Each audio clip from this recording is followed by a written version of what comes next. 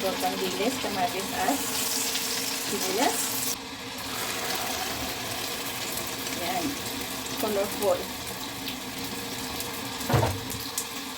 Yan. Takpan natin siya para tapos mahina lang yung apoy para hindi pinaalan natin ang apoy.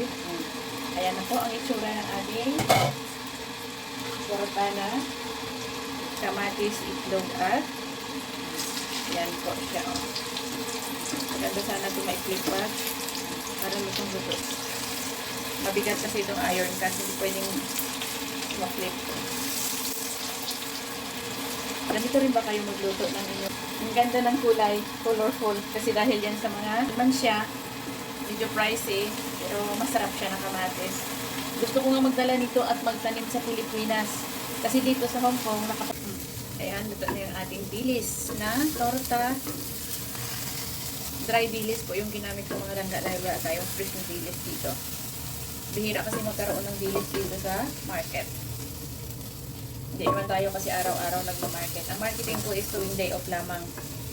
Kung minsan, hindi pa. Kasi umuulan, marami akong excuses para hindi ako makapunta sa market. Oh, di ba? Ang saya.